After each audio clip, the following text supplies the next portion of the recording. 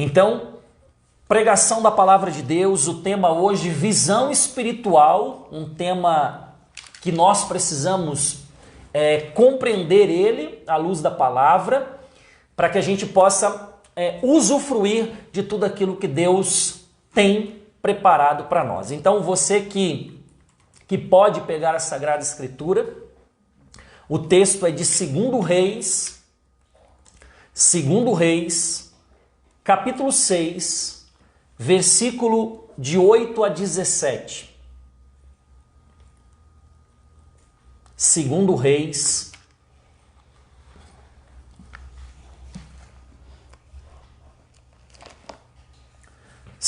Reis, capítulo 6, a partir do versículo 8.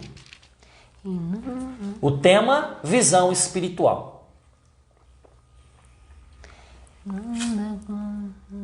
José Newton está dizendo aqui que o Senhor está curando uma pessoa que sofre de cálculo renal. Amém.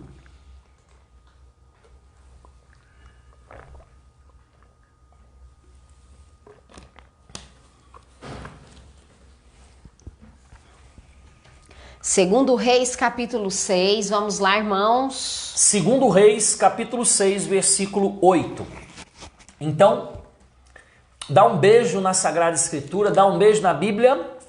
Isso, repete comigo. Quando a palavra de Deus é aberta... Quando a palavra de Deus é aberta... Os demônios tremem. Os demônios tremem. Quando a palavra de Deus é proclamada... Quando a palavra de Deus é proclamada... Eles batem em retirada. Eles batem em retirada. Eu creio na força, na autoridade, no poder da santa palavra de Deus. Da santa palavra de Deus. Palavra que tem poder para transformar. Palavra que tem poder para transformar. Para curar. Para curar. E para restaurar. E para restaurar. Amém. Amém. Amém. Amém. Então, 2 Reis, capítulo 6, versículo 8, diz assim o autor sagrado: O rei de Arã estava em guerra contra Israel. Tomou conselho com seus oficiais e disse-lhes: Em tal e tal lugar estará meu acampamento. Mas o homem de Deus mandou dizer ao rei de Israel: Cuidado, não atravesses esse lugar, pois os arameus descem para lá. Então vamos entender a palavra, vamos entender o contexto. O rei de Arã queria fazer guerra contra o rei de Israel, contra o povo de Deus. E o rei de Arã, então, lá no seu quarto, ele tramava qual seria a estratégia para surpreender, para pegar numa emboscada o rei de Israel. E aí, Eliseu, o profeta de Deus, o homem de Deus, revelava para o rei de Israel: não vai por aí não, porque há uma emboscada. Então olha como é que Deus já vai nos falando através da Sagrada Escritura. Aí, diz aí, versículo 9. Mas o homem de Deus mandou dizer ao rei de Israel: Cuidado, não atravesses esse lugar, pois os arameus descem para lá. E o rei de Israel mandou seus homens para o lugar onde o homem de Deus lhe havia indicado. Ele os advertia e o rei ficava de sobreaviso. E isso se deu não apenas uma vez ou duas vezes. Várias vezes o rei de Arã tramava uma emboscada e o homem de Deus revelava para o rei de Israel quais eram os planos que eram feitos em segredo. E aí diz o versículo 11: O coração do rei de Arã ficou perturbado com a coisa e ele convocou seus oficiais para perguntar-lhes: Não me poderias informar quem dentre os nossos está do lado do rei de Israel? Ele já achou que tinha um X9, né? Ele já achou, alguém está revelando para o rei de Israel os nossos planos. Aí no versículo 12, um dos seus oficiais respondeu: Ninguém, senhor, meu rei. É Eliseu, profeta de Israel, que revela ao rei de Israel até mesmo as palavras que dizes no teu quarto de dormir. Versículo 13. Ordenou ele: Ide, vede onde ele está e mandarei prendê-lo. Então o rei ficou furioso com essa situação. Peraí, já que é o profeta que está revelando todos os planos, mande que prenda. E aí, versículo 13, ordenou ele: ide, vede onde ele está e mandarei prendê-lo. E foi-lhe anunciado: eis que ele está em Dotã. Então o rei mandou para lá cavalos, carros de uma poderosa tropa que chegaram de noite e cercaram o lugar. A tropa chegou à noite e cercou o lugar onde estava Eliseu, o profeta, o homem de Deus. E ali, no versículo 15, o servo do homem de Deus, o servo do profeta, levantou-se bem cedo e saiu. E eis que um batalhão cercava a cidade com cavalos e carros. Seu servo lhe disse: ai, meu senhor, como vamos fazer? Vamos aprofundar nisso? O servo do profeta levantou cedo, olhou e existia um exército contra eles. Primeira coisa que o servo fez foi: Senhor, como vamos fazer? Ele já foi desesperado falar com Eliseu: o que nós vamos fazer? Nós estamos cercados. Talvez você já fez isso. Quantas vezes você já fez isso? Se sentiu cercado, colocou a mão na cabeça e falou assim: e agora? O que nós vamos fazer? O que eu vou fazer da minha vida? Eu acho que o que mais a gente escuta é as pessoas falarem isso, né? O que eu vou fazer da minha vida? E parece que quanto mais a gente tenta ali, né? Não, eu vou desviar os olhos. Não, mas aí parece que você olha para um lado, tem inimigo de um lado, tem do outro, você está cercado. Para onde você vira, você está cercado. Aqui a gente começa a ver a diferença de quem tem visão espiritual e de quem não tem visão espiritual. Aqui a gente começa a ver quem é a pessoa que apenas vê o natural e aqueles que veem o sobrenatural. Nós somos seres humanos. A gente vê o natural. Você está me vendo agora, está vendo a Michele. Nós olhamos e enxergamos aquilo que é natural. Graças a Deus que nós temos essa capacidade. Mas veja, o homem não é só carne. O homem é carne e espírito. E por ser espírito, Deus nos dá a graça, a capacidade de nos abrirmos a esse espírito para ter visão sobrenatural. O que é visão espiritual?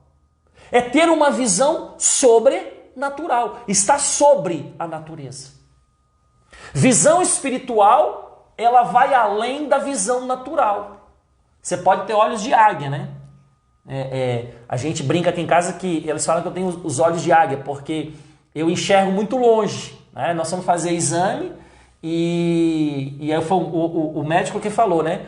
Não, então ele tem... Porque ela queria usar óculos e... Não, mas eu não enxergo. Meu esposo enxerga uma placa longe, eu não enxergo. Aí o médico falou: então é porque ele tem olhos de águia.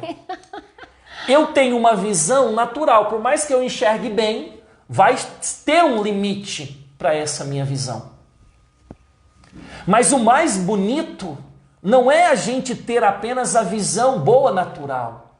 É quando a gente começa a enxergar o sobrenatural. A graça sobrepõe a natureza. E desejar ter uma visão espiritual, desejar ver o sobrenatural. Quando a gente cantava aqui no momento de oração, que a gente clamava o fogo do Espírito, gente, é sobrenatural o combate. Na sexta-feira passada eu pregava, eu dizia: aquele que está em nós é mais forte do que aquele que está no mundo, mas sem visão espiritual a gente não compreende isso. Deus quer dar para mim e para você uma visão sobrenatural, para que eu não faça como esse servo, colocar a mão na cabeça e agora, o que eu faço? O que vamos fazer? Ele foi desesperado chamar o profeta e dizer: olha, e agora? Nós fazemos o quê? Gente, se encaixa na palavra, veja, é uma palavra para mim e para você. E às vezes a gente tem que tomar decisões e a gente está cercado de problemas, cercado de situações, e a gente coloca a mão na cabeça, e agora? O que eu vou fazer? O que eu faço? E aí bate aquele desespero, é aí que entra o diferencial do homem que vive apenas pelo natural e do homem que entende que nós somos corpo e que nós temos espírito. E aí você começa a ver o diferencial de orar, de ser orante, o diferencial de bater o joelho, de se prostrar, de acreditar que existe, que Deus pode nos dar mãos de fogo. Quando eu orava dizendo, olha, nós não vimos nada, e há 50 anos a pessoa fala, poxa, o sopro do Espírito já soprou 50 anos, aí mais de 50 anos, milhões de pessoas sendo batizadas no Espírito Santo, nós não vimos nada ainda. Só quem vive de uma visão espiritual consegue enxergar isso. Quem está vivendo só do natural, olha os problemas, olha as dificuldades e fala assim, olha, acabou. Acabou. Eu já ouvi pessoas falarem assim, a renovação carismática católica acabou. Acabou para aqueles que não conseguem enxergar mais nada além daquilo que é natural. Porque naturalmente a gente olha e vê problema aqui, vê problema ali, e vê limitação ali, e a gente vê, parece que nós estamos cercados de todos esses problemas, e aí as pessoas só enxergam o natural. E quando a gente enxerga o natural, a gente não vê nada de bom numa família, nada de bom num movimento, nada de bom numa pastoral. Agora, quando a gente tem a visão espiritual, a gente vê os problemas, a gente enxerga os problemas, mas a gente não fica focado só nos problemas, a gente começa a olhar, mas espera aí, Deus tem mais. Há uma promessa de Deus, de transformar as realidades. Há a promessa de Deus que Deus disse ao apóstolo Paulo, coisas que os olhos não viram, que o coração humano imaginou, Deus tem para nós. E a gente se limita, a gente fica limitado apenas ao problema, a gente fica limitado apenas a ver, a contemplar o problema sem visão espiritual, só vivendo do natural, só tomando decisões na carne, só tomando decisões que não são frutos do Espírito. E aí, o próprio apóstolo Paulo, lá em Gálatas 3, vai dizer, vocês começaram no Espírito e agora vão terminar na carne? Uma coisa que começa na carne não tem como progredir no Espírito, gente. E é por isso que eu e você somos chamados a clamar, Espírito Santo de Deus, me dê visão espiritual. Olha o que aconteceu. O servo do homem levantou bem cedo, saiu e aí ele disse, né, Senhor, como vamos fazer? Versículo 16, olha o profeta, né? Olha a visão espiritual. O servo de Deus, o homem de Deus já disse, calma, não tenhas medo. Visão espiritual, não tenhas medo, respondeu. Pois são mais numerosos os que estão conosco que os que estão com eles. Nesse momento, se o servo olhasse novamente, ele ia continuar vendo só o exército inimigo.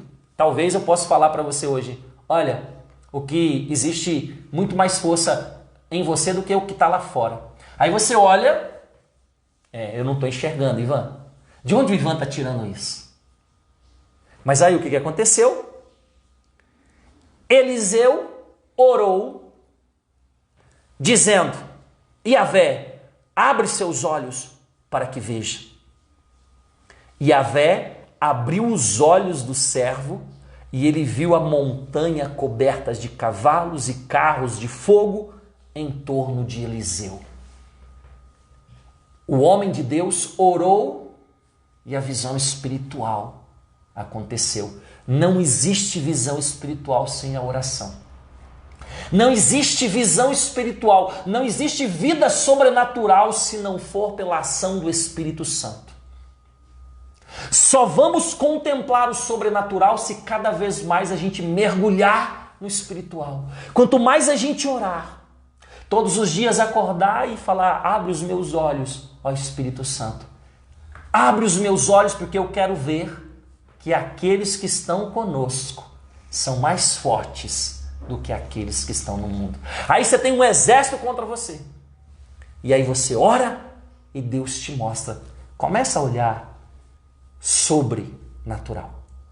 Sobrenatural é assim, ó, o problema está aqui. Ó, aqui, seu olho, ó, tá na direção dos meus olhos, certo?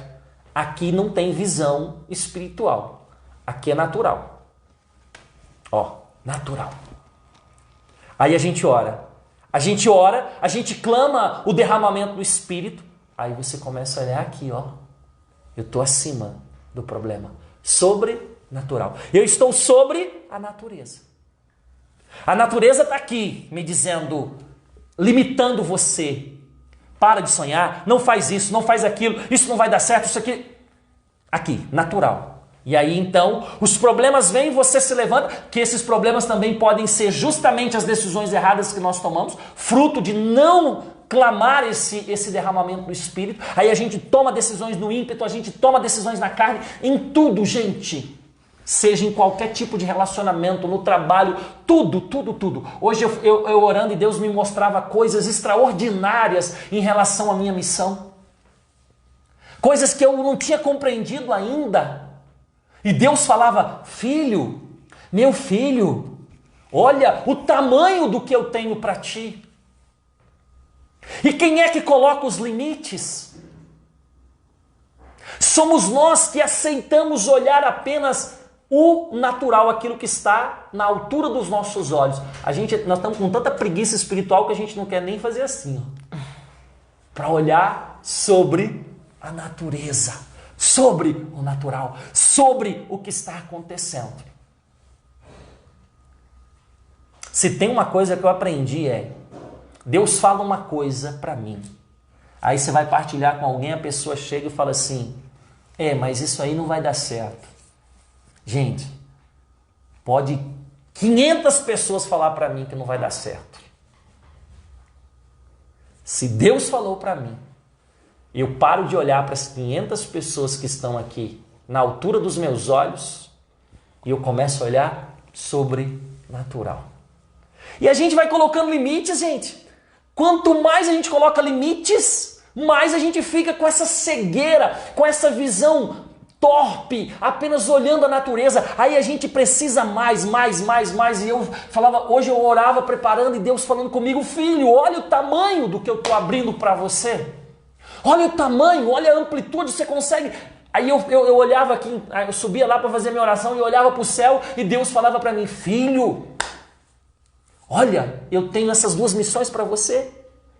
Não vou nem falar aqui para a gente não se estender muito, mas Deus me mostrava essas 2 missões e Ele falava assim para mim, olha, essa aqui, é ampla. Essa aqui, meu filho, é ampla. E eu, Jesus, e agora? E eu olhava e falava assim, eu quero mais. Tá bom, Senhor, eu digo sim. Porque a visão espiritual nos leva a enxergar aquilo que ninguém está enxergando. E sem visão espiritual nós vamos ser sempre mais do mesmo. Sem visão espiritual nós não transformamos nada. A gente segue o fluxo. Sem visão espiritual a gente segue a boiada. Com visão espiritual, a gente vê aquilo que as pessoas não veem, a gente transforma realidades porque a gente para de ser mais do mesmo. Cristãos, não se contente de ser mais do mesmo.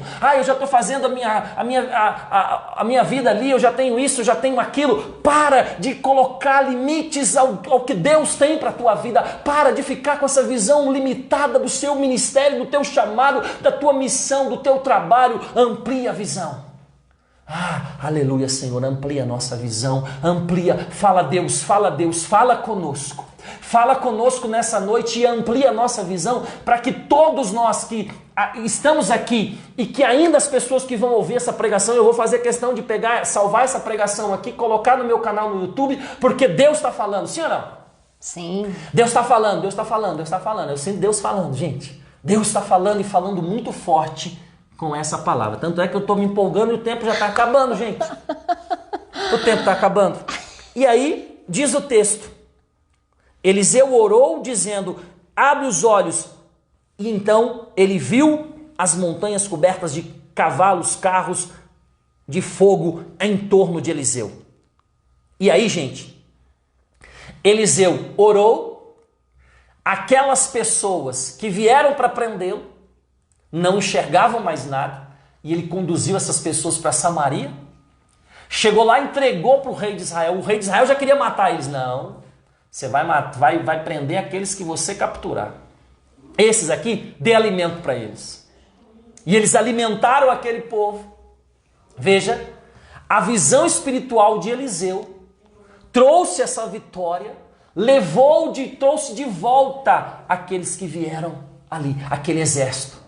Porque a visão espiritual a gente enxerga aquilo que ninguém mais enxerga. Aí você vai falar assim, Ivan, para quem Deus quer dar visão espiritual? Para quem? Para mim, para você, para todos nós. Servo, homem e mulher de Deus, escute bem o que eu tenho a dizer para você. Satanás quer mostrar apenas o natural. Ele quer que você fique olhando apenas para o natural. Aí você fala assim, mas será que Deus tem uma missão muito grande para mim? Ó, você ainda está olhando apenas o natural. Eu queria que você fizesse o exercício comigo agora para terminar a pregação. Faz assim, ó, do jeito que eu estou fazendo aqui, ó. Coloca assim, na altura dos seus olhos. Na altura dos seus olhos. E repete comigo agora. Senhor Jesus. Senhor Jesus. Dai-me a visão espiritual. Dá-me a visão espiritual. A partir de agora. A partir de agora. Todos os dias. Todos os dias. Eu quero orar. Eu quero orar. Clamar. Clamar. Para que a minha visão. Para que a minha visão. Seja sobrenatural. Seja sobrenatural. Agora levante os seus olhos sobre os seus dedos. Isso. Levante os seus olhos e proclame, em nome de Jesus Cristo. Em nome de Jesus Cristo. Pela autoridade do Espírito de Deus. Pela autoridade do Espírito de que Deus. Habita em mim. Que habita em mim. Esses limites. Esses limites. Da visão natural. Da visão natural. Não mais. Não mais. Irão colocar limites. Irão colocar limites naquilo que Deus tem para mim. Naquilo que Deus tem para mim. Porque Deus quer que eu enxergue. Porque Deus quer que eu enxergue. Acima da natureza. Acima da natureza. Sobrenatural. Sobrenatural. Amém. Amém. Aleluia. Aleluia. Amém. Amém. Louvado seja o nome de nosso Senhor Jesus Cristo. Para sempre seja louvado.